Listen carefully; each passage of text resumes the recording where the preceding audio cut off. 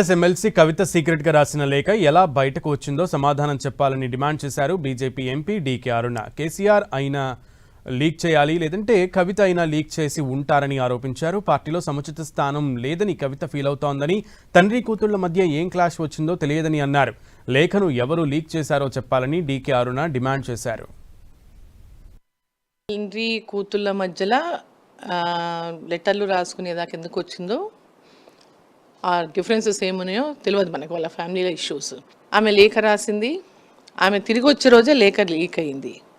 So మరి ఎవరికి ఉద్దేశపూర్వకంగా లేఖను లీక్ చేసి అనేటటువంటి సమాధానం వాళ్ళే చెప్పాలి. డాటర్కి డాడీకి మధ్యలో ఉన్నటువంటి డిఫరెన్సెస్ ఏమున్నాయో, ఎందుకు లేఖ రాయాల్సి వచ్చిందో, ఆ లేఖలో ఉన్నటువంటి సారాంశం బయటికి ఎందుకు లీక్ చేసిండ్రో, ఆ లేఖలను ఎందుకు లీక్ చేసిండ్రో అది వాళ్ళే సమాధానం చెప్పుకోవాలి. ప్రెషర్స్కు లోన్ అవుతుంది, ఎందుకోసం రాయాల్సి వచ్చింది, తనకు పార్టీలో ప్రాధాన్యం లేదనుకుంటుందా, లేకుంటే తనని ఏ రకమైనటువంటి ఇది ఉన్నాయో వాళ్ళ కుటుంబంలో ఉన్నటువంటి సమస్యలు ఉండొచ్చు అని. బట్ లేఖ బయటికి వచ్చినప్పుడు, రాజకీయాల్లో ఉన్నప్పుడు ఇవన్నీ ప్రశ్నలు అనేవి ఉత్పన్నమవుతాయి.